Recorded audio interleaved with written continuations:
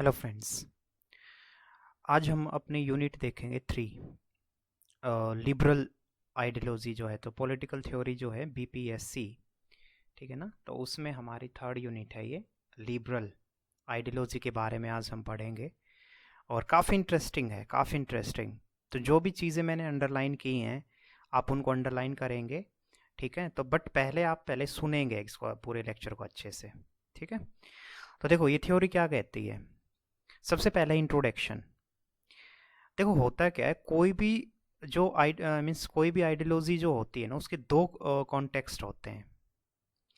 पहला तो ये कि a set of idea which are accepted by a particular group या फिर पार्टी, और दूसरा which examine how different ideas are formed and how we can overcome and finally to discover true knowledge. देखो इसको सिंपल वे में समझो। मैं कह रहा हूँ कोई भी जब आइडियोलॉजी होती है ना तो उसके दो कॉन्टेक्स्ट होते हैं। पहला कॉन्टेक्स्ट तो ये हो सकता है कि आपकी खुद की आपकी इंडिविजुअल सोच क्या है, आपका इंडिविजुअल आइडिया क्या है। भाई आपकी अपनी कुछ सोच तो होगी ना, आपका कोई अपना सिद्धांत होगा जीवन को देखने का, जीने का। तो ये जो पर्टिकुलर जो ग्रुप है जो किसी आइडिया को एक्सेप्ट करता है, तो एक तो ये आइडियोलॉजी का एक पक्ष हुआ। लेकिन दूसरी साइड जो दूसरा जो कॉन्टेक्स्ट है आइडियोलॉजी का वो ये है कि it is a science of ideas. जैसे फॉर एग्जांपल मान लो मैंने लिबरल थ्योरी पढ़ी, मैंने फेमिनिस्ट थ्योरी पढ़ी, मैंने मार्क्सिस्ट थ्योरी पढ़ी, सोशलिस्ट थ्योरी पढ़ी। उसके बाद इन सब थ्योरी को पढ़ने के बाद मैं किसी एक अपने कंक्लूजन पे पहुंचा, और वो जो कंक्लूजन है वो बेस्ड है प्रॉपर रीजनिंग पे, ठीक है, और ट्रू नॉलेज पे। तो ये है दूसरा कॉन्टेक्स्ट। ठीक है। तो इस तरीके से आपने समझा कि आइडियोलॉजी जो हम अप्लाई करते हैं तो दो तरीके से करते हैं। एक आइडियोलॉजी वो होती है जो पर्टिकुलर किसी ग्रुप या पार्टी के आइडियाज़ के आधार पे सेट होती है, और दूसरी वो होती है जिसमें हम डिफरेंट आइडियाज़ को स्टडी करते हैं, एग्जामाइन करते हैं और फाइनली किसी कंक्लूजन तक पहुंचते हैं। ठीक है। अब आते हैं लिबरलिज्म जो है वो क्या है। तो भाई लिबरलिज्म एक पॉलिटिकल आइडियोलॉजी है, और अदर आइडियोलॉजी भी होती हैं जैसे मैंने कहा सोशलिज्म है, फासिज्म है। ठीक है। तो ये हम अभी इसमें नहीं घुसेंगे, अभी हमारा पूरा फोकस सिर्फ और सिर्फ लिबरलिज्म पे होगा। ठीक है। तो लिबरलिज्म क्या है, एक पॉलिटिकल आइडियोलॉजी है, और ये क्या कहती है।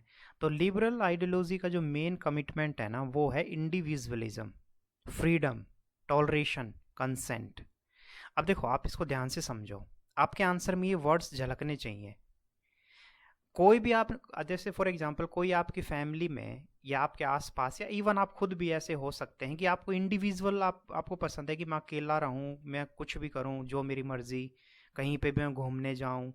ठीक है। जैसे लड़कियां हैं तो मान लो वो कोई सी अगर वो ऐसी सोच की हैं कि नहीं मैं जो मर्जी कपड़े पहनूं, जिस तरीके से भी मैं जीऊं। तो अगर इस तरीके की आपकी सोच है तो इसका मतलब क्या है, आप लिबरल हो। तो लिबरल वो लोग होते हैं जो इंडिविजुअल को मतलब अपनी इंडिविजुअल की उनकी कमिटमेंट होती है, वो फ्रीडम पसंद करते हैं। कंसेंट, वो चाहते हैं कि हर चीज़ में हमारी सहमति ली जाए। ठीक है। तो उनको आप दबा नहीं सकते, मीन्स इस तरीके की सोच वाले लोगों के आइडियोलॉजी को बोलते हैं लिबरलिज्म। कब इमर्ज हुई थी ये। देखो हुआ क्या था, यूरोप में पहले मोनेर्की शासन था, अरिस्टोक्रेसी, मोनेर्की, और ये जो फादर जो प्रिस्ट जो वर्ग है, ठीक है, ये उस समय डोमिनेट करता था। मीन चर्च जो है वो डोमिनेट करती थी यूरोप को। ठीक है। तो उसके खिलाफ लोगों ने आवाज़ उठाना शुरू कर दिया, और लोगों ने कहा कि भाई ऐसे नहीं चलेगा, हमें हमें जीना है अपनी शर्तों पे, हमें फ्रीडम चाहिए। तो उसके बाद वहाँ पे बहुत बड़ा मूवमेंट स्टार्ट होता है यूरोप में, और उन्हीं मूवमेंट को बोलते हैं रिफॉर्मेशन या फिर रेनेसेंस इन यूरोप। ये बहुत इंपॉर्टेंट है, ये आगे हम इनको जरूर पढ़ेंगे भी। बस आप इतना समझ लो अभी जो मैंने आपको बताया कि रेनेसेंस और रिफॉर्मेशन मूवमेंट हैं, ये वो मूवमेंट हैं जो चर्च के डोमिनेंट या जो हायरार्कियल सिस्टम था, जो राजा होगा, मोनेर्की होगा, उसके एक अगेंस्ट ये मूवमेंट खड़ा किया था। और इस मूवमेंट का एक ही ऑब्जेक्टिव था, वो था फ्रीडम, दैट इज लिबरलिज्म। ठीक है। नेक्स्ट अगर हम बात करें कि लिबरलिज्म में ये मैं आपको बता चुका हूँ, सेम मोनेर्की और ये जो हायरार्की, इन सब के अगेंस्ट में मूवमेंट स्टार्ट किया गया था। अच्छा, लिबरलिज्म जो आइडिया है ये हर तरीके के उस पे हो सकता है, intellectual, social, religious, culture, political और इकोनॉमिक। आप कहेंगे कि इसमें थोड़ा सा समझाएं, तो देखो आप ऐसे समझो, इकोनॉमिक अगर आपकी सोच लिबरल है लेकिन उसका इकोनॉमिक पहलू क्या है? इकोनॉमिक पहलू ये है कि आप चाहते हैं कि यार हमें ना कोई उंगली ना करे, हम अपनी मर्जी से बिजनेस करें, अपना आराम से जो हमारा काम है वो करें। क्लियर है? पॉलिटिकल में भी सेम है, आप चाहते हैं कि भाई जिसकी मेरी मर्जी, जिसको चाहूँ मैं वोट दूँ, जिसको चाहूँ मैं इलेक्शन में खड़ा करूँ ना, मतलब इस तरीके से। तो पॉलिटिकल फ्रीडम भी आप चाहते हैं। रिलीजियस फ्रीडम आप नहीं चाहते कि भाई मुझे कोई भी डोमिनेट करे, मुझे कहे पूजा कर, ठीक है, प्रार्थना कर, मंदिर जा, नमाज पढ़, गीता पढ़। तो नहीं, मेरी मर्जी, मैं मुझे पसंद है तो मैं करूँगा या नहीं, या मैं पसंद है तो नहीं करूँगी। ठीक है, तो ये मतलब लिबरलिज्म जो आइडिया है ये हर पहलू को टच करता है, means socially, religious, cultural, political और इकोनॉमिक। अब चलते हैं कि नेगेटिव और पॉजिटिव लिबरलिज्म में अंतर क्या है। बहुत इंपॉर्टेंट है दोस्तों, ध्यान से सुनना। नेगेटिव लिबरलिज्म वो होता है जो फ्रीडम फ्रॉम की बात करता है, और पॉजिटिव लिबरलिज्म वो होता है जो फ्रीडम टू की बात करता है। अब इसका मतलब क्या है? देखो, आप ऐसे समझो, आपने घर में या आपने आसपास ऐसे लोग देखे होंगे जो पता है क्या कहेंगे, वो ऐसे कहेंगे, यार मैं तो चाहता हूँ मुझे ना पेरेंट्स से छुटकारा मिल जाए। अरे यार मैं तो चाहता हूँ मुझे ना ये देश से छुटकारा मिल जाए। अरे यार मैं चाहता हूँ, मेरा दादा दादी ना मेरे को बहुत परेशान करते हैं, मुझे तो उनसे छुटकारा मिल जाए। मुझे तो यार ये समाज से दिक्कत बहुत है। कहने का मतलब, आप देखो, जो जितने भी वर्ड बोले इसका मतलब साफ समझ आ रहा है कि वो पर्सन किसी बाहर से छुटकारा चाह रहा है, जो बाहर कोई उनके उस के ऊपर जो बंदिशें हैं उससे वो छुटकारा चाह रहा है। तो इसका मतलब है फ्रीडम फ्रॉम आउटसाइड। और ये जो सोच है, मीन्स जो इस तरीके की फ्रीडम चाहता है, जो मतलब कह रहा है बार बार कि मैं बाहर से, आउटसाइड जो अथॉरिटी है उससे मुझे मुक्ति मिल जाए, ये पर्सन है नेगेटिव लिबरलिज्म वाला। पॉजिटिव लिबरलिज्म पर्सन कौन होगा? जो फ्रीडम टू की बात करे। अब दूसरे पर्सन देखो, कोई मान लो आपने ऐसे भी लोग देखे होंगे जो सिर्फ ये कहते हैं कि मुझे अपने आप को डेवलप करना है, मुझे अच्छे से पढ़ना है, मुझे तरक्की करना है, मुझे बहुत आगे जाना है, मुझे नाम करना है, मुझे मेंटली अपनी स्ट्रेंथ मजबूत करनी है। देखो, तो ये आप जितना भी मैंने बोला, इस हर एक वर्ड में आपको लगा होगा कि ये पर्सन खुद के एडवांसमेंट, सेल्फ एडवांसमेंट की बात कर रहा है। तो ये जो लोग हैं ये फ्रीडम टू की बात करते हैं, और ये हैं पॉजिटिव लिबरलिज्म वाले। तो लिबरलिज्म के दो मैंने आपको डिफरेंट पहलू बताए, नेगेटिव और पॉजिटिव। तो नेगेटिव वाले हैं फ्रीडम फ्रॉम आउटसाइड अथॉरिटी, और पॉजिटिव वाले फ्रीडम टू। आगे चलते हैं, तो कुछ थिंकर जो हैं वो आप गांठ बांध लो, आपके आंसर में वो लिखे बिल्कुल झलकने चाहिए टीचर को, तभी आपके नंबर मिलेंगे। तो कौन कौन से थिंकर हैं? Thomas Hobbes, John Locke, Bentham, John Stuart Mill, Herbert Spencer, Thomas Paine, Adam Smith, David Ricardo, Thomas Robert, Malthus, और ये सब एडम स्मिथ, ये फिर से आ गया। ठीक है, तो ये जितने भी थिंकर हैं प्लीज़ आप इनको अच्छे से ये लिखें। मैं तो जो नोट्स आपको प्रोवाइड किए हैं तो ज़रूर, मैंने कहा है उसको अंडरलाइन करो, बट आपको ये सारे याद भी करने हैं, ये सारे नहीं तो कम से कम 4-5 तो ज़रूर आप याद करें। ठीक है, तो ये सारे थिंकर हैं जो लिबरल को ही सपोर्ट करते हैं, लिबरल आइडियोलॉजी को। इसमें एक स्पेशली है कि हर्बर्ट स्पेंसर ने एक थ्योरी को, एक डॉक्ट्राइन, डॉक्ट्राइन का मतलब होता है सिद्धांत, एक सिद्धांत को सपोर्ट किया जिसका नाम है सर्वाइवल ऑफ द फिटेस्ट। ये क्या है? तो ये मैंने साइड में देखो लिखा हुआ है। चार्ल्स डार्विन ने ये कॉन्सेप्ट दिया था सर्वाइवल ऑफ द फिटेस्ट का। इसका मतलब क्या है? इसका मतलब ये है कि इस दुनिया में सिर्फ वही सर्वाइव करेगा जो अपने आप को एडजस्ट करेगा। काफ़ी इंटरेस्टिंग थ्योरी है ये, काफ़ी इंपॉर्टेंट ये डॉक्ट्राइन है, ये सिद्धांत है, आप ध्यान से सुने। चार्ल्स डार्विन ने ये कहा कि भाई देखो ऐसा है, इस दुनिया में ना, चाहे वो इंसान हो, चाहे कोई भी ऑर्गेनिज्म हो, जैसे मैंने कहा जीव जंतु, एनिमल, वो लोग तभी सरवाइव करेंगे जब वो अपने आप को समय के साथ बदलने के लिए रेडी होंगे। अगर उन्होंने अपने आप को समय के साथ, इन्वायरमेंट के साथ उन्होंने अपने आप को एडजस्ट करना नहीं सीखा, अपने आप के अंदर चेंजेस लाना नहीं सीखा, तो वो मर जाएगा, वो सर्वाइव नहीं कर पाएगा। तो यही है सर्वाइवल ऑफ द फिटेस्ट का मतलब। ठीक है, तो और ये आप अप्लाई अपनी लाइफ में भी कर सकते हैं। हमेशा याद रखना, अगर आपकी सोच जो है वो जड़ है, रिजिड है, आप अपने अंदर कोई चेंज नहीं चाहते, आपके अंदर एक ईगो है, आपको लगता है कि आई नो एवरीथिंग, मैं तो भाई सब कुछ जानता हूँ, मैं क्यों बदलूँ, तो याद रखना ये रिजिड सोच का एक एक आपकी मेंटेलिटी है। आप ऐसे ना बने, आप अपने आप को बेहतर बनाएं, हर दिन कुछ नया क्रिएटिव, अपनी जो मेंटेलिटी, अपनी जो स्ट्रेंथ है, अपनी सोच, उसको और ज़्यादा बेहतर बेहतर बेहतर बनाएं, तभी आप सर्वाइव कर पाएंगे। तो ये थ्योरी इस सेंस में भी निकलती है। अदरवाइज आप कुचले जाएंगे। कुचले जाने का मतलब ही है कि बाहर से तो आप वैसे आपकी दुश्मनी हो जाएगी या लोग आपको कुछ नहीं समझेंगे, और आप खुद भी अंदर ही अंदर अपनी ईगो को बस आप सहलाते रहें, ठीक है, उसका कोई रिजल्ट होगा नहीं। ठीक है, तो ये सर्वाइवल ऑफ द फिटेस्ट का मतलब मैंने बताया, और सारे थिंकर आपको ये ध्यान रखने हैं। और ये थिंकर का देखो मैं इसलिए बोलता हूँ क्योंकि कल को आगे जब हम थ्योरी पढ़ेंगे तो उसमें सोशलिस्ट भी आएंगे, फिर फेमिनिस्ट थ्योरी पढ़ेंगे, ठीक है, डेमोक्रेटिक और अदर। तो आपको थिंकर तो पता होने चाहिए ना भाई कि कौन से थिंकर किस आइडियोलॉजी को सपोर्ट करते थे। ठीक है, तो ये सारे थिंकर आप ध्यान रखें। अब चलते हैं हम आगे कि ये जो थिंकर हैं, मीन्स ये लिबरल जो थ्योरिस्ट वाले जो जितने भी लोग हैं, ये लिबर्टी को बहुत ज़्यादा जोर देते हैं। और लिबर्टी का मतलब ही है जी फ्रीडम, लिबरेशन, मुक्ति। और इनके लिए जो सबसे बड़ा दुश्मन है वो है राज्य। ठीक है, तो पहले मैंने आपको बताया कि यूरोप में जब अथॉरिटेरियन रिजाइम जो था, hierarchical system, monarchy system, church dominate करती थी, तो उनके ये खिलाफ थे। तो उसी से ये कॉन्सेप्ट निकला है कि ये मुक्ति चाहते हैं, लिबरेशन चाहते हैं। किससे? अथॉरिटेरियन स्टेट से। अथॉरिटेरियन वो स्टेट होता है जो लोगों को फ्रीडम नहीं देता, जैसे चाइना, कम्युनिस्ट पार्टी, आपको पता है वहाँ पे लोगों को फ्रीडम नहीं है। नॉर्थ कोरिया, तालिबान ले सकते हो आप, लेटेस्ट एग्जाम्पल। तो ये अथॉरिटेरियन जो स्टेट्स होते हैं, जो भी मैंने बोला, तो इन सब से ये मुक्ति चाहते हैं। ये कहते हैं कि ये जो लिबरल्स लोग ये कहते हैं कि अथॉरिटेरियन जितने भी स्टेट हैं ये सारे के सारे फ्रीडम के विरोधी हैं, इसलिए इन स्टेट का हम विरोध करते हैं। ठीक है, आगे हम बात करें कि लिबरलिज्म जो है वो ये कहते हैं कि भाई राज्य जरूरी है, लेकिन राज्य सिर्फ एक साधन है, सबसे मेन है इंडिविजुअल। आप एक बात समझो इसको, मान लो मतलब इस चीज़ को मैं समझाता हूँ थोड़ा सा। लिबरल ये कहते हैं, मतलब जब इनसे पूछा गया कि भाई आप राज्य के विरोध में बात करते हैं, आप हमेशा कहते हैं कि राज्य तो बेकार है, राज्य को तो होना ही नहीं चाहिए, ये तो दुश्मन है हमारी फ्रीडम का। तो उनसे जब पूछा गया कि आप का मतलब क्या है, कि राज्य इसका मतलब हो ही ना हो, राज्य मतलब यहाँ गवर्नमेंट की मैं बात कर रहा हूँ। तो लिबरल ने कहा कि नहीं, ऐसा नहीं है, गवर्नमेंट होनी तो चाहिए लेकिन कम से कम इंटरफेयर करे लाइफ में।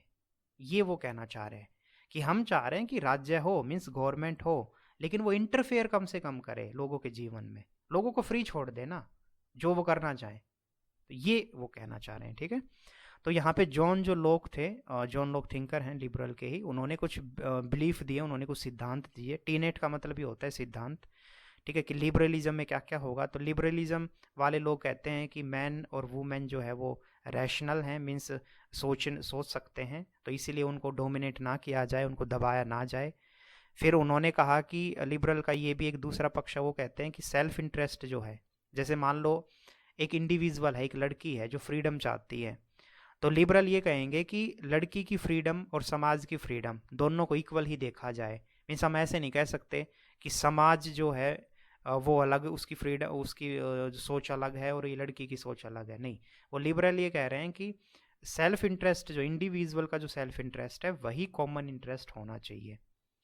फिर इन्होंने लिबरल ने ये भी कहा कि हर एक मैन और जो वुमेन है वो इंडोर्ड का मतलब होता है क्वालिटी मेंटेन करना। तो उन्होंने कहा हर एक इंसान जन्म से ही कुछ नेचुरल राइट लेके पैदा होता है। ठीक है, और कोई भी अथॉरिटी, कोई भी गवर्नमेंट को उसको ब्रेक नहीं करना चाहिए। ठीक है ना, तो इसका मतलब भी मैंने इजी वे में लिख दिया है। तो इस मतलब पॉइंट का फिर से बता देता हूँ कि हर एक मैन और वुमेन जो है वो कुछ नेचुरल राइट, मतलब अपने बर्थ के साथ ही वो कुछ क्वालिटीज़, कुछ नेचुरल राइट रह के वो पैदा होता है, और जिनको किसी भी राज्य को, किसी भी अथॉरिटी को, किसी भी सरकार को ब्रेक करने का अधिकार नहीं है। फिर उन्होंने ये भी कहा कि जो ये आर्टिफिशियल इंस्टीट्यूशन है, जैसे सिविल सोसाइटीज़ हुए, ठीक है, और जो स्टेट जो अदर जो चीज़ें बनाता है, तो उन्होंने कहा कि इन सब का काम एक ही होना चाहिए, वो है इंडिविजुअल के सेल्फ इंटरेस्ट को सर्व करना। ठीक है, तो देखो हर पॉइंट में आपको वही समझ आएगा, फ्रीडम, इंडिविजुअल फ्रीडम, तो वही एसेंस तो है ही उनका, लिबरल का तो एसेंस ही ये है, फ्रीडम। और लिबरल्स ने कहा कि फ्रीडम, इक्वालिटी, जस्टिस, डेमोक्रेसी, ये सारी चीज़ें ज़रूरी होनी चाहिए हर एक इंसान के जीवन में। इसके अलावा उन्होंने ये भी कहा कि हमें फ्रीडम टू एसोसिएशन, मीन्स संगठन बनाने का अधिकार, मूवमेंट करने का अधिकार, freedom of thought and expression, means बोलने का अधिकार, ये सब अधिकार भी होने चाहिए। ठीक है, तो ये कुछ जो जॉन लॉक ने जो सिद्धांत बताए, तो वो आप इसमें देख सकते हैं। Just a minute. नेक्स्ट है कि लिबरल जो थ्योरी है उसकी दो डायरेक्शन भी हैं, इंडिविजुअल और यूटिलिटेरियनिज्म। देखो इसको रटना नहीं है दोस्तों, बहुत इजी है। इंडिविजुअल का मतलब ही है जो खुद सिर्फ इंडिविजुअल पे फोकस करे, ठीक है। और यूटिलिटेरियनिज्म का मतलब वो, अच्छा इंडिविजुअल में पहले मैंने बात की, जो इंडिविजुअल फ्रीडम की बात करते हैं, और इसके सबसे बड़े सपोर्टर थे जॉन लॉक और एडम स्मिथ, ठीक है। तो आप ये ध्यान रखें। यूटिलिटेरियनिज्म जो लिबरलिज्म है, ये कौन है? ये कहते हैं greatest happiness of the greatest number. इसका मतलब क्या हुआ? इन्होंने कहा कि भाई ऐसा है, इंडिविजुअल की फ्रीडम मैटर नहीं करेगा, फ्रीडम मैटर करेगी ज़्यादा लोगों की। देखो आप ये ध्यान रखें, दोनों ही लिबरल हैं, लेकिन जो हमने पहले पॉजिटिव और नेगेटिव लिबर्टी की बात की थी उसी तरीके से हैं ये। मैं आपको एग्जांपल से समझाता हूँ। मान लो एक आदमी यूं कह रहा है कि भाई मुझे दुनिया से मतलब नहीं है, बस मेरा इंटरेस्ट सर्व होना चाहिए, मुझे अपनी शर्तों पे जीना है, ठीक है जी। तो ये सोच का इंसान है इंडिविजुअलिज्म लिबरलिज्म, ठीक है। Individualism liberalism. दूसरा, कुछ लोग मान लो यूं कह रहे हैं कि भाई ऐसा है, ये जो लोग धरना प्रदर्शन करते हैं, ये जगह जगह जो हंगामा करते हैं, तो धरना प्रदर्शन का मतलब क्या है? का मतलब है फ्रीडम टू एक्सप्रेशन या फ्रीडम टू प्रोटेस्ट। तो जो यूटिलिटेरियनिज्म वाले हैं वो ये कहते हैं कि ये सब नहीं होना चाहिए, इनको भगाना चाहिए, ठीक है। क्यों? क्योंकि कम्युनिटी का इंटरेस्ट सर्व होना जरूरी है। इसका मतलब साफ आपको समझ आ गया कि यूटिलिटेरियनिज्म जो वाले हैं वो फ्रीडम की बात तो वो भी करते हैं, लेकिन वो ज़्यादा कम्युनिटी, जो ज़्यादा लोगों तक जो फ्रीडम पहुंचे, वो उस फ्रीडम की बात करते हैं। और ये जो इंडिविजुअल वाले हैं ये कहते हैं कि हमें किसी से मतलब नहीं है, एक एक इंसान, एक एक पर्टिकुलर इंडिविजुअल को फ्रीडम मिले, ठीक है ना। तो ये है, तो इंडिविजुअल के जो सपोर्टर हैं जॉन लॉक और एडम स्मिथ, और जो ये यूटिलिटेरियनिज्म के हैं ये हैं बेंथम और मिल। फिर जॉन लॉक, एडम स्मिथ और बेंथम जो ऊपर नाम आए भी, तो इनके बारे में कुछ पॉइंट हैं यहाँ पे। लॉक जो है, जॉन लॉक, उनको फादर ऑफ लिबरलिज्म भी बोला जाता है, प्लीज आप इसको ध्यान रखें, बहुत इंपॉर्टेंट है। John Locke is the father of liberalism. Smith जो है is the father of economics, father of economics in the liberal sense. मैंने आपको बताया था कि इकोनॉमी का जो है वो लिबरल सेंस भी होता है। तो Smith is known as the father of economics, Locke is the father of liberalism, और बेंथम जो है वो है फाउंडर ऑफ यूटिलिटेरियनिज्म। तो यूटिलिटेरियनिज्म जो मैंने अभी ऊपर बताया कि greatest happiness of the greatest number, तो ये उसके फाउंडर हैं। तो तीनों अलग अलग हम इनको बोल सकते हैं। अच्छा, ये जो जितने भी थिंकर हैं, जितने भी लिबरल थिंकर हैं, याद रखना वो एक प्रिंसिपल, एक सिद्धांत को डिफेंड करते हैं। डिफेंड का मतलब होता है उसको बचाना, और उस प्रिंसिपल का नाम है लेजर फेयर, ठीक है। तो लेजर फेयर जो सिद्धांत है ये बहुत इंपॉर्टेंट है दोस्तों, ठीक है ना। तो मैंने लिखा भी हुआ है, देखो यहाँ, theory of laissez faire is very very important for the exam. अब इसका मतलब क्या होता है? बहुत ईजी है, बहुत ईजी है। ये जो जितने भी लिबरल है, मैंने आपको बताया, ये किसको दुश्मन मानते हैं? राज्य को। और क्यों मानते हैं? ये कहते हैं कि राज्य जो है वो उंगली करता है। तो इन्होंने कहा राज्य का कम से कम इंटरफेयर होना चाहिए लोगों के जीवन पे। ये बात ठीक है, यही कॉन्सेप्ट है ये लेजर फेयर। तो लेजर फेयर का मतलब ही है क्या? List interference of the state in the economic activity. बस स्पेशली जो ये जो लेजर फेयर जो कॉन्सेप्ट है ये इकोनॉमिक एक्सपेक्ट में बात करता है, कि जैसे मतलब इनका मतलब क्या है? इसका मतलब बस इतना समझ लो कि ये जो सिद्धांत है ये कहता है कि सरकार किसी भी इंडस्ट्री में अपना हाथ ना फंसाए, सारी इंडस्ट्री, सारी इकोनॉमी को छोड़ दिया जाए प्राइवेट के हाथों में। कैपिटलिस्ट इकोनॉमी जो यूएसए में जो है, तो वो इसी कॉन्सेप्ट पे आधारित है। याद रखना, इंडिया में कैपिटलिस्ट इकोनॉमी नहीं है, इंडिया में मिक्स्ड इकोनॉमी है। मीन्स हमारे यहाँ कुछ इंडस्ट्री सोशलिस्ट है, means government control based industry भी है, कुछ प्राइवेट बेस्ड इंडस्ट्री भी है। तो ये जो कॉन्सेप्ट है ये स्पेशली कहता है कि सारी इंडस्ट्री प्राइवेट के हाथों में हो, इकोनॉमी पूरी की पूरी प्राइवेट जो प्लेयर हैं, प्राइवेट जो लोग हैं उनके हाथों में हो, गवर्नमेंट का इंटरफेयर उसमें नहीं होना चाहिए, ठीक है। तो ये थ्योरी जो है इसको मतलब लिबरल इसी प्रिंसिपल को सपोर्ट करते हैं। इसके अलावा आगे चलें तो जॉन स्टूवर्ट जो मिल हैं, उन्होंने मैंने बात की कि जो लेजर फेयर जो कॉन्सेप्ट है इसको उन्होंने अपनाया।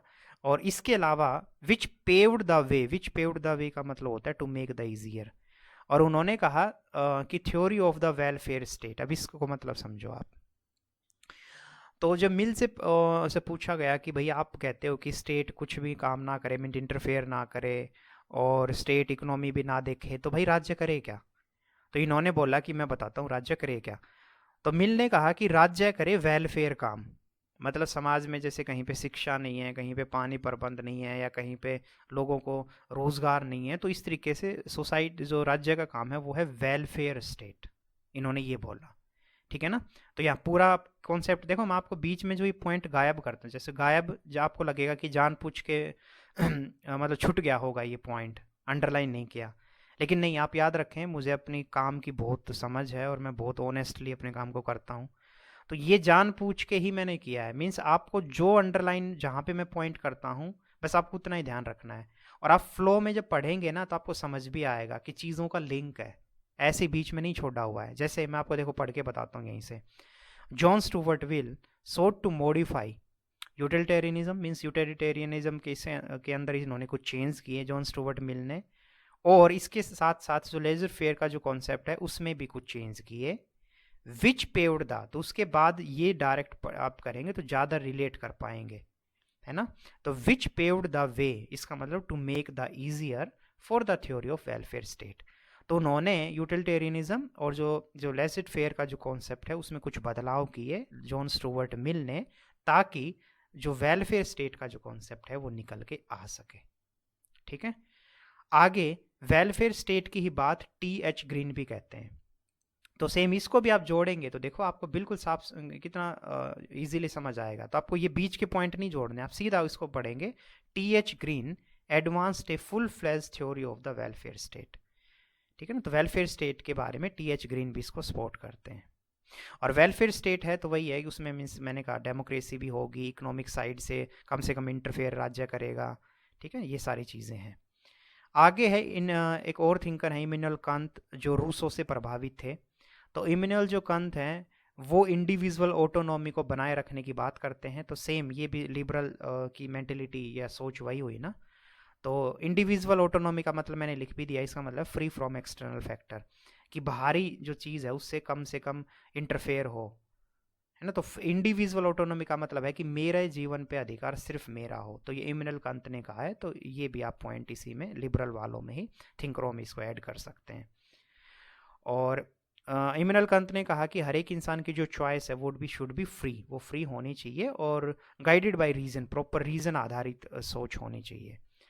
तो ये जो है लॉक और इमैनुअल कांत, मिल, तो ये सब थिंकर हैं जिन्होंने, और अदर थिंकर भी हमने देखे पहले, लेकिन अभी इस पहरे में जो हमने इन्हीं थिंकर के बारे में बात की है। तो ये जो है ये इंपॉर्टेंट थिंकर हैं जिन्होंने लिबरल जो थ्योरी है उसको आगे बढ़ाया।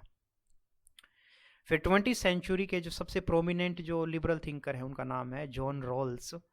ठीक है। और जॉन रॉल्स ने 2 बुकें लिखी थी जिसका नाम है theory of justice and political liberalism. Please आप ध्यान रखें ये रेफरेंस के रूप में। तो ये भी बहुत बड़े सपोर्टर थे लिबरलिज्म के। ठीक है। तो ये सारे हमने थिंकर उन सबको देखा। अब चलते हैं कि लिबरलिज्म के भी 3 फेज हुए। अगर हम पुराने से मतलब पास्ट में जाके देखें तो 3 फेज में लिबरलिज्म चला है। पहला फेज है क्लासिकल फेज, फिर है मॉडर्न फेज, फिर है नियो लिबरलिज्म फेज। बहुत आसान है, बहुत आसान। देखो क्लासिक लिबरलिज्म का मतलब क्या है, तो पहले तो आप थिंकर पे चलो, कौन कौन है क्लासिक लिबरलिज्म के सपोर्टर। तो वो है एडम स्मिथ, बेंथम, मिल, हर्बर्ट स्पेंसर, ठीक है, और हेनरी सिडक्विक। तो ये जो हैं ये सारे सपोर्टर हैं क्लासिक लिबरलिज्म के। ये जो सारे हैं ये कहते हैं कि राज्य जो है वो कम से कम उंगली करे, कम से कम इंटरफेयर करे लोगों के जीवन में। और ये सबसे बड़े सपोर्टर किसके हैं, ये हैं वही लेज़र फेयर के। इसका मतलब से मैंने आपको बताया कि इकोनॉमी जो है वो प्राइवेट के हाथों में छोड़ दी जाए और राज्य का कोई भी इकोनॉमी में कंट्रोल ना हो। क्लियर हो गया ये बात। ये सारे जो हैं ये क्लासिक लिबरलिज्म की सोच के हैं। अच्छा, अब आगे चलते हैं। 1970s में क्या होता है कि लोगों को ये लगता था 1970 मीन्स ये क्लासिकल लिबरलिज्म के दौर की ही बात है कि 1970s में लोगों को ये लगता था कि जितने भी राइट हैं, जितने भी अधिकार हैं वो हमें गवर्नमेंट से मिलते हैं। क्लियर है। लेकिन जॉन लॉक ने ये कहा कि भाई नहीं, आप गलत सोच रहे हो, जो अधिकार हैं वो गवर्नमेंट से नहीं मिलते हैं, वो तो नेचर से मिलते हैं। ध्यान से सुनिएगा। 1770s में लोगों को ये लगता था कि राज्य जो है वो हमें अधिकार देता है, बोलने का अधिकार और कुछ भी जो अदर राइट्स होते हैं। लेकिन जॉन लॉक ने ये कहा कि भाई राइट तो बाय बर्थ मिलते हैं, गवर्नमेंट स्टेट का काम है सिर्फ उनको प्रोटेक्ट करना, दैट्स इट। मीन्स राज्य, अगर आप सोचेंगे कि राज्य हमें अधिकार दे रहा है तो ये गलत है। राज्य सिर्फ उन अधिकारों की रक्षा करने के लिए है। जो अधिकार हमें मिलते हैं वो तो बाई बर्थ बाई नेचर मिलते हैं, ठीक है ना। और फिर जॉन लॉक ने ये भी कहा, ये क्लासिकल लिबरलिज्म के सपोर्टर थे, इन्होंने कहा कि जो बाई नेचर हमें राइट मिलते हैं वो 3 राइट हैं: right to life, right to liberty, right to property. तो ये 3 आप नेचुरल राइट को प्लीज आप याद रखें: right to life, right to liberty, right to property. Means property खरीदने का अधिकार या प्रॉपर्टी ज़्यादा से ज़्यादा एक्वायर करने का अधिकार। तो प्रॉपर्टी एक्वायर मीन्स धन संपदा, जमीन जायदाद को ज़्यादा से ज़्यादा एक्वायर करना। इसका मतलब क्या है कि आप ज़्यादा से ज़्यादा प्राइवेट चीज़ों को बढ़ावा दे रहे हैं, तभी तो आपके हाथों में ये चीज़ें आएंगी। तो property means right to property, right to liberty means freedom, right to life मतलब जीने का अधिकार अपने शर्तों के आधार पे। तो ये सारे जो हैं ये लिबरल सोच को ही इंडिकेट करते हैं। फिर आगे इसी में चलें तो हेवुड, ये क्लासिक लिबरलिज्म में ही जो हेवुड हैं, ये भी क्लासिक लिबरलिज्म के सपोर्टर रहे हैं। और इन्होंने एक पेपर लिखा था जिसका नाम है डिक्लेरेशन ऑफ द इंडिपेंडेंस। उसमें इन्होंने यही माना कि जो सेल्फ इंटरेस्ट है, मीन्स इंसान का जो खुद का जो इंटरेस्ट है वो सबसे ऊपर होना चाहिए, और हर एक इंसान रिस्पॉन्सिबल है अपने जीवन, अपने सर्कमस्टांसिस पे। तो इसीलिए किसी भी इंसान की लाइफ में किसी को इंटरफेयर नहीं करना चाहिए अकॉर्डिंग टू द हेवर्ड। और पेपर का नाम जो मैंने बताया वो है डिक्लेरेशन ऑफ द इंडिपेंडेंस, में उन्होंने ये बात कही। अब देखो, ये हमने सारी लिबरलिज्म, क्लासिक लिबरलिज्म की पॉजिटिव चीज़ और ये सब देखा। अब मामला फंसता है कि प्रॉब्लम कहाँ हुई, लिमिटेशन क्या है। कभी भी याद रखना, आपके आंसर में जब कहीं पे भी पेपर में लिमिटेशन दिखाई दे, इसका मतलब वो कमी पूछ रहा है कि क्लासिक लिबरलिज्म में कमी कहाँ रही, वो फेल क्यों हो गई। भाई क्लासिक लिबरलिज्म फेल हुई होगी तभी तो मॉडर्न जो लिबरलिज्म कॉन्सेप्ट आया होगा। तो क्यों, लिमिटेशन क्या है उसकी, क्यों फेल हुआ, तो वो उसका कारण आप देखो। पहले यहाँ देखो साइड में मैंने व्हाट्सएप लैंग्वेज में लिखा हुआ है, पहले इसी को पढ़ते हैं।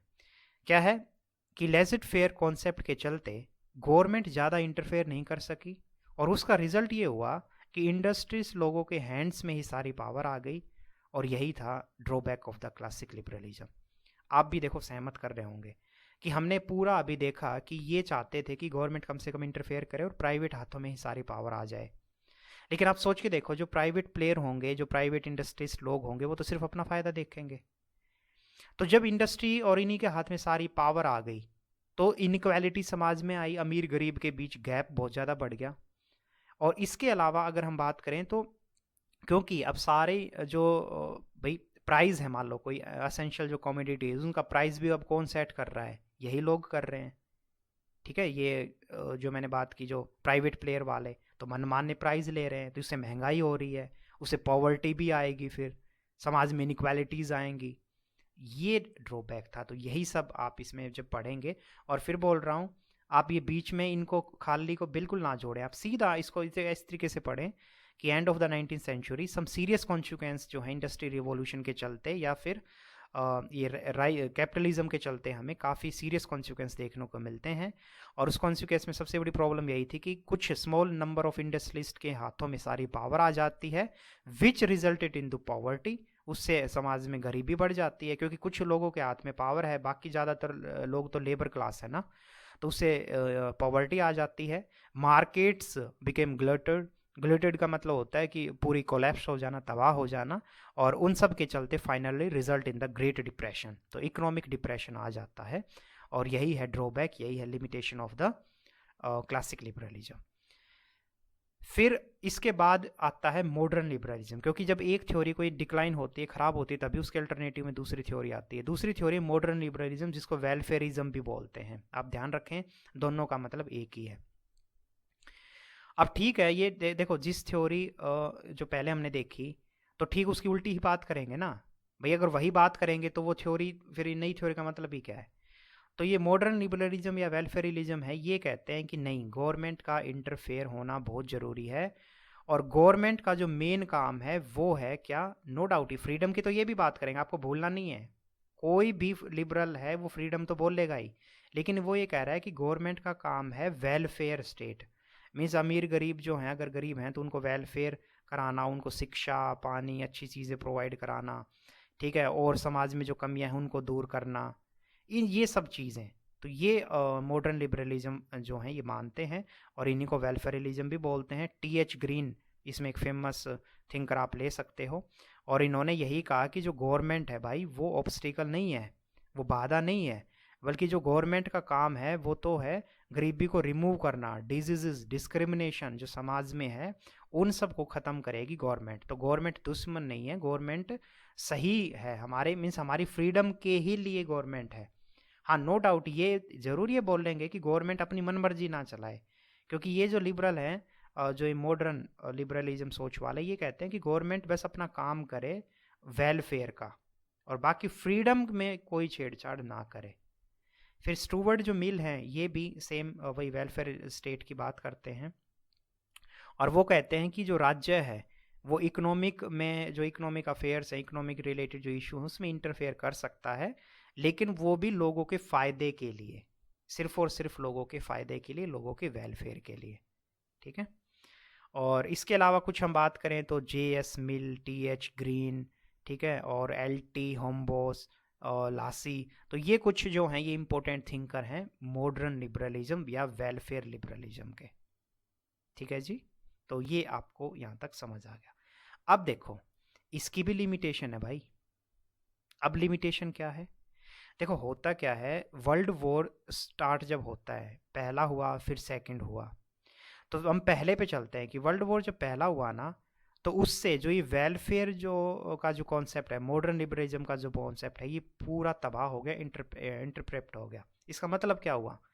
इसका मतलब ये हुआ, देखो क्योंकि राज्य जो है वो वेलफेयर कर रहा था, सारी चीज़ें प्रोवाइड करा रहा था, इकोनॉमी में भी उसका हाथ हो गया था, तो आपस में एक, क्योंकि गवर्नमेंट है तो गवर्नमेंट का काम क्या रहता है, सत्ता में हासिल करना, ज़्यादा से ज़्यादा अपनी जो दायरा है उसको बढ़ाना। तो ये जो राज्य हैं, आपको पता है फर्स्ट वर्ल्ड वॉर में जो यूरोप में सारे देश एक दूसरे से लड़ाई की, वो क्या था कि अपने आप को एक्सपेंड करना है। तो जो ये लिबरलिज्म है, मीन्स मॉडर्न लिबरलिज्म का यही ड्रॉबैक था कि गवर्नमेंट के हाथ में जब पावर आई, तो गवर्नमेंट के हाथ में पावर आने का मतलब है सत्ता की जो भूख है वो हाथों में आना, और वो कई बार वॉर की तरफ हमें धकेल देती है। एक एग्जांपल आप लेटेस्ट अभी समझ लो, आपने कभी किसी बिजनेसमैन के बीच फाइट देखी है? ऐसे टैंक, तोप, गोले बारूद। अब अंबानी है मान लो, ठीक है, और रतन टाटा जी हैं, क्या उनके बीच कभी तोप, टैंक ये सब चलते देखा है आपने? नहीं देखा होगा। लेकिन कांग्रेस और बीजेपी के बीच आप कहेंगे टैंक तो उनके बीच भी नहीं चलता, लेकिन मेरा टैंक यहाँ कहने का मतलब है कि कितना हंगामा, कितना एक दूसरे सबको क्रिटिसाइज करते हैं, कितना एक दूसरे को चीर फाड़ करते हैं, सोचते हैं कि कब दूसरे को गिरा दें। तो एक तो ये तो पार्टी का हुआ। सेम राज्य देश में आ जाओ, चाइना चाहता है इंडिया को ख़त्म कर दूँ, इंडिया चाहता है चाइना को ख़त्म कर दूँ। सेम पाकिस्तान हमारा सबसे निकम्मा दोस्त पड़ोसी, ठीक है, तो वो भी देख लो। तो कहने का मतलब सेम है, ये वेलफेयर जो ये जब गवर्नमेंट के हाथ में जब पावर आती है तो वो कहीं ना कहीं वॉर की तरफ धकेल देती है, और यही हुआ फर्स्ट वर्ल्ड वॉर में। उसके कारण बहुत सारा नुकसान भी हुआ, ठीक है। और जो राज्य थी, सबसे मेन चीज़ आप इसको ऐसे भी समझे कि वो पैसा बहुत ज़्यादा खर्च हो गया, तो राज्यों के पास अब पैसा बचा भी नहीं, तो फिर से वही समाज में इनइक्वालिटी, गरीबी, फिर से वही चीज़ें आ गई, ठीक है। इसमें कुछ बातें हैं जो आपको ध्यान रखना है जीवन में, कभी आपके एग्जाम, कॉम्पिटिटिव एग्जाम में ऐसे पूछ सकते हैं। जैसे ट्रीटी ऑफ वर्साइल क्या थी, ये हिस्ट्री में भी हम पढ़ते हैं।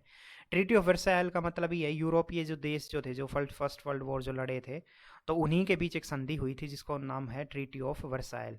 इसका मतलब है कि वो जो जैसा जिस जो उनकी पोजीशन है, जो उनका एरिया है, वो उसी में रहें, और एक तरीके से युद्ध को स्टॉपेज करने की, और जो युद्धों में हारे हैं जो देश, वो दूसरे देश को उनको क्या करें, मीन्स दूसरे देश उसको सपोर्ट करें, उसको कंपनसेशन दें। तो ये मोटे मोटी बात है ट्रीटी ऑफ वर्साइल में, बस आपको इतना ध्यान रखना है। फिर लीग ऑफ नेशन भी सेटअप किया गया था वर्ल्ड वॉर जब ख़त्म हुआ उसके बाद।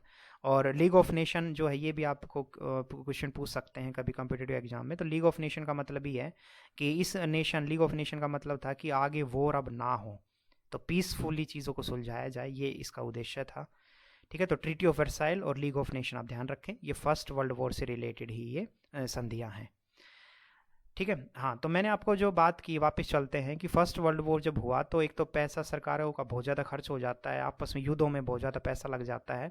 तो उसके बाद जन्म होता है नाजी, आपको पता है हिटलर जैसे लोग जो हैं वो सत्ता में आ जाते हैं, ठीक है, और इकोनॉमिक क्राइसिस भी आ जाते हैं क्योंकि सारा पैसा तो युद्धों में लग गया। तो फिर से आप देखो कहीं ना कहीं समाज विकृत हो, मतलब समाज में एक तरीके से जो फ्रीडम है वो कुचली जाती है।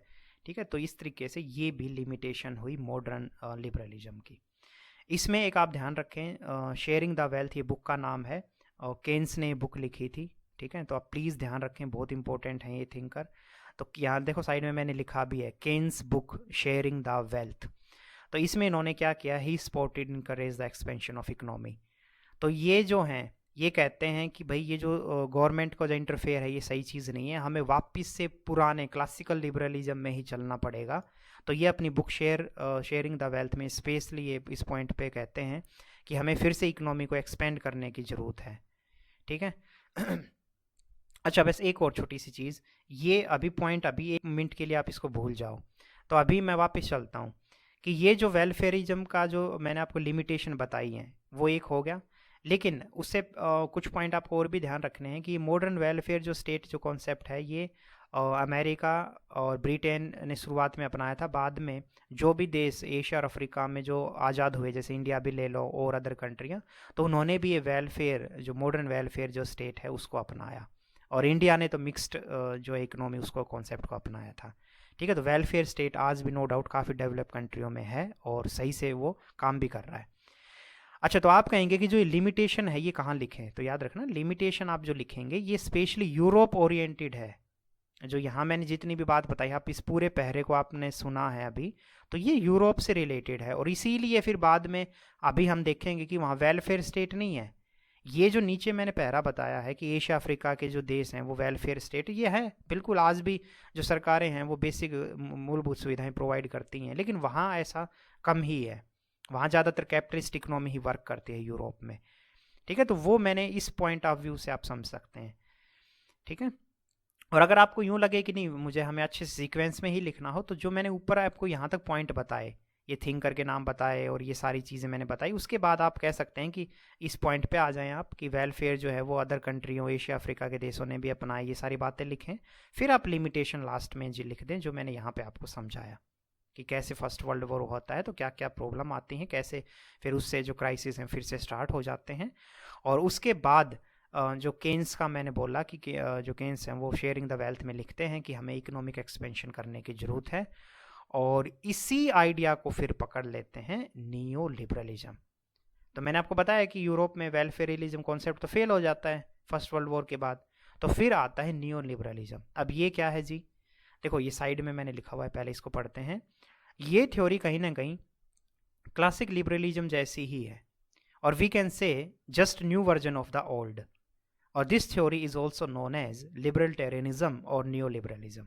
इसके भी दो नाम हैं दोस्तों, और नियो लिबरलिज्म भी इसको कहते हैं, और इसका एक दूसरा जो नाम है वो मैंने बताया लिबरल्टेरियनिज्म भी बोलते हैं। ये क्या है, ये ओल्ड वर्जन ही है क्लासिकल लिबरलिज्म का। तो आप याद करो, जैसे अपने मूवियाँ होती है, पुरानी मूवी होती है, उसका हम रिमिक्स बना देते हैं, पुराने सॉन्ग का रिमिक्स बना देते हैं, तो है तो वो पुराना ही, लेकिन थोड़ा मिर्च मसाला थोड़ा सा चकाचौंध करके उसको बना देते हैं, सेम है। ये कॉन्सेप्ट वही क्लासिकल लिबरलिज्म का ही, लेकिन न्यू वे में है। अब आप याद करो क्लासिक लिबरलिज्म मैंने आपको क्या बताया था कि क्लासिक लिबरलिज्म में वो लेजर फेयर कॉन्सेप्ट की बात करते हैं, जिसमें स्टेट जो है वो बिल्कुल इंटरफेयर ना करे या कम से कम इंटरफेयर करे इकोनॉमी में। तो वही ये लोग बात कहेंगे, ये सेम वही है, बस इसमें केन्स की इकोनॉमिक्स को थोड़ा ज़रूर डाल देंगे, जो ऊपर अभी जस्ट मैंने आपको बताया, जो केन्स की जो बुक मैंने आपको बताई भी थी, ये शेयरिंग द वेल्थ। तो केन्स के आइडिया को न्यू लिबरलिज्म में काफ़ी तवज्जो दी जाती है। और न्यू मीन्स केन्स क्या कहता है, केन्स कहता है कि सरकार को आप बिल्कुल फेंक नहीं सकते, मीन्स सरकार थोड़ा सा साथ साथ में वेलफेयर काम भी पुश करती रहे, ठीक है, लेकिन बस वो उतना ही करे, इसके अलावा इकोनॉमी में कोई इंटरफेयर ना करे। ठीक है ना, तो ये केन्स कहना चाह रहे हैं। मतलब क्लासिकल में तो वो बिल्कुल विरोध में थे। क्लासिकल अगर थ्योरी में हम क्लासिक लिबरलिज्म में जाएं तो वो स्टेट को तो बिल्कुल वो चाहते ही नहीं थे इंटरफेयर करना किसी भी फील्ड में, और वेलफेयर स्टेट का तो उस समय कॉन्सेप्ट ही नहीं था क्लासिकल अगर लिबरलिज्म में हम बात करें। तो सिंपल है, ये जो न्यू लिबरलिज्म ये थोड़ा थोड़ा मिक्स ले लो ऊपर जो दोनों थ्योरी हैं, बाकी ज़्यादा इनका झुकाव है वो क्लासिक लिबरलिज्म की आइडियोलॉजी पे ही है। लेकिन ये कहते हैं कि ठीक है राज्य है वो वेलफेयर के काम भी साथ साथ में करती रहे, लेकिन इकोनॉमी में वो उंगली ना करे बिल्कुल भी। ठीक है, इसमें जो थिंकर हैं तो वो ये मिल्टन फ्राइडमैन और रॉबर्ट नोजिक, ये थिंकर हैं बहुत इंपॉर्टेंट नियो लिबरलिज्म के। और नियो लिबरलिज्म जो लोग हैं वो फ्री मार्केट की बात करते हैं, और फ्री ट्रेड और फ्री मार्केट हो, देशों के बीच फ्री ट्रेड हो, ठीक है, और इंडिविजुअल की फ्रीडम, तो इन सब चीज़ों पे ये इनका फोकस रहता है नियो लिबरलिज्म का। और जो इकोनॉमिस्ट थे एडम स्मिथ, इनकी बुक का नाम था वेल्थ ऑफ नेशन। इसमें भी इन्होंने साफ साफ कहा है कि गवर्नमेंट जो है उसका इंटरफेयर बहुत ही नाम मात्र का होना चाहिए, और मार्केट है वो छोड़ देनी चाहिए इनविजिबल हैंड के पास। इसका मतलब क्या हुआ? मीन्स एडम स्मिथ ने ये कहा कि जो मार्केट जो चलती है ना, जैसे एक छोटी चीज़ है, आज मान लो आप कोई सामान लेने गए, ठीक है, और सामान का आज आप देखते हैं कि मार्केट में बुकें हैं, ठीक है, या फिर जैसे अभी आप इग्नू का जो ये मटेरियल पढ़ रहे हैं, तो आप पाएंगे कि बहुत सारी गाइड, ठीक है, और जो कि 2 कौड़ी की होती हैं, आपको सुनने में बेशक बुरा लगे लेकिन मैं बोल लूँगा, जो गाइडें होती हैं ना 2 कौड़ी उनकी वैल्यू है। उससे आप कहीं पे भी कुछ ना सीख पाएंगे, जस्ट आप पास हो जाएंगे और जीवन भर आप जो है वो मेरे इलिटरेट ही रहेंगे। तो पढ़ने का ये मकसद तो नहीं होता ना। लेकिन क्यों क्यों वो गाइड बिक रही है इतनी सारी? क्योंकि डिमांड है भाई, इनविजिबल हैंड वहाँ काम कर रहा है। तो इनविजिबल, एडम स्मिथ ने यही कहा, गवर्नमेंट ने तो गाइड नहीं बनवाई ना, इग्नू तो गाइड नहीं बना के दे रहा है ना आपको, तो कौन वहाँ पे इंटरफेयर कर रहा है, कौन वो गाइड प्रोवाइड करा रहा है? इनविजिबल हैंड कि पीछे से हम जैसे लोग जाके बोलते हैं, तो जो पब्लिशर हैं उनको मौका मिल गया, कुछ भी छाप के ये नोट्स ही छाप के चिपका देते हैं, ठीक है। तो वही एडम स्मिथ ने कहा कि इनविजिबल हैंड जो है मार्केट को चलाते हैं और राज्य उसमें कुछ भी नहीं कर सकता, ठीक है। तो ये है। और न्यू लिबरलिज्म है वही वो फ्री मूवमेंट की बात करते हैं कि जो पूरी दुनिया में ट्रेड जो हो फ्री हो, कहीं पे भी हम ट्रेड कर सकें, ये सारी चीज़ों की वो बात करते हैं। इंडिया ने 1990 में जो LPG reform, liberalisation, privatisation, globalisation का जो कॉन्सेप्ट अपनाया, वो कहीं ना कहीं इसी न्यू लिबरलिज्म कॉन्सेप्ट के आधार पे ही वो बेस्ड है, ठीक है। लेकिन लास्ट में यहाँ पे फिर से हम बात करते हैं कि नियो लिबरलिज्म जो है ये भी कहीं ना कहीं 2007-2009 में आके फिर से प्रॉब्लम में फंस जाता है, ठीक है ना। और क्यों? क्योंकि वहाँ पे इकोनॉमिक्स जो है क्राइसिस आ जाते हैं। क्यों? क्योंकि हम भी देखते हैं कि भाई जब अगर राज्य इंटरफेयर नहीं करेगा इकोनॉमी में तो क्राइसिस तो आएंगे ही। तो अच्छा, आप कहेंगे कि ये तो फिर वही बात होगी कि ये थ्योरी भी सफल नहीं हुई। तो आपको ऐसे नहीं करना है, देखो आपको बस ये ध्यान रखना है कि इस थ्योरी में भी कुछ ना कुछ कमियां हैं, ठीक है। और यही जब ये जो हमने देखा कि कभी एक थ्योरी आई, फिर उसमें कमी आई, दूसरी थ्योरी, फिर तीसरी थ्योरी, ऐसे अल्टरनेटिव में चलता रहता है, ठीक है। तो उसी से रिलेटेड हमारा लास्ट कॉन्सेप्ट है वो है लिमिटेशन। तो देखो इसमें क्या है, उसमें यही है कि लिबरलिज्म एक डायनामिक फिलॉसफी है जो समय के साथ चेंज होती है, फेल होती है, फिर से उसमें चेंजेस आते हैं, और इस तरीके से वो अपने आप को keep continuously going on process में ये थ्योरी रहती है। बाकी लिबरल थ्योरी के जो सबसे कट्टर विरोधी हैं वो कौन है? मीन्स लिबरल एक थ्योरी है, उसमें हमने बहुत कुछ अंदर देखा, ठीक है, लेकिन बिल्कुल क्लासिक मतलब लिबरल से बिल्कुल हटके थ्योरी, बिल्कुल उसके अगेंस्ट में थ्योरी कौन खड़ी हुई है? तो वो है सबसे बड़े मार्क्सिस्ट थ्योरी वाले। मार्क्सिस्ट थ्योरी जो है वो तो कहती है जो लिबरल है ये तो बहुत बेकार है। मीन्स इनके अकॉर्डिंग, मार्क्सिस्ट के अकॉर्डिंग जो है, जैसे मैंने कहा लिबरल कहते हैं कि गवर्नमेंट का इंटरफेयर कम से कम हो, तो मार्क्सिस्ट ये कहते हैं कि गवर्नमेंट का इंटरफेयर ही हो, बस मैक्सिमम इंटरफेयर गवर्नमेंट का हो, और प्राइवेट प्लेयरों के हाथों में तो कुछ भी नहीं होना चाहिए, सारी चीज़ें गवर्नमेंट कंट्रोल करे, और सभी लोग जो हैं वो इक्वल होंगे, समाज में इनइक्वालिटी है वो ख़त्म होगी। तो बिल्कुल ये एक दूसरे से पैरेलल है, और इसी तरीके से आपको पढ़ना है कि लिबरल जब आप पढ़ रहे हैं तो आपको पता होना चाहिए मार्क्सिस्ट जस्ट उसके अपोजिट में है। ये कभी नहीं मिलेंगे, ये पटरी हैं ये दो, ठीक है, जो कभी नहीं मिलने वाली, दोनों एक दूसरे के अगेंस्ट में है, ठीक है। तो मार्क्सिस्ट जो है वो ध्रुव विरोधी हैं लिबरल के। और फेमिनिस्ट जो हैं, अब ये क्या हैं? तो नो डाउट देखो, आप कहेंगे कि कुछ कुछ फेमिनिस्ट जो लोग हैं, जैसे महिलाएं फेमिनिस्ट विचारधारों की, वो तो फ्रीडम को सपोर्ट करती हैं, तो वो लिबरल के अगेंस्ट कैसे हो सकती हैं? तो आप बिल्कुल सही सोच रहे हैं कि वो लिबरल के अगेंस्ट कुछ फेमिनिस्ट नहीं है। लेकिन हमें यहाँ पे जो थोड़ा सा समझना है वो 1-2 पॉइंट में आप ये लिखेंगे कि कुछ फेमिनिस्ट ये कहती हैं कि लिबरल जो थ्योरी है वो मेल डोमिनेटेड थ्योरी है, ठीक है। तो हम मतलब फेमिनिस्ट ये कहते हैं कि हम लिबरल थ्योरी को तभी अच्छा मानेंगे जब उसमें उतना ही अधिकार या उतनी ही जो पावर है वो महिलाओं को भी मिलेगी। अदरवाइज तो लिबरल जो थ्योरी है वो सिर्फ मेल डोमिनेट करते हैं, और ऐसी फ्रीडम का कोई मतलब नहीं, क्योंकि महिलाओं को फ्रीडम थोड़ी ना मिल रही है, वो तो मेल को मिल रही है। तो इस तरीके से फेमिनिस्ट सोचते हैं। ठीक है, तो ये दो आप इनको अगेंस्ट में लिख सकते हैं लास्ट में। तो ये है पूरा दोस्तों हमारा यूनिट। आई होप आपको बहुत अच्छे से समझ आया होगा।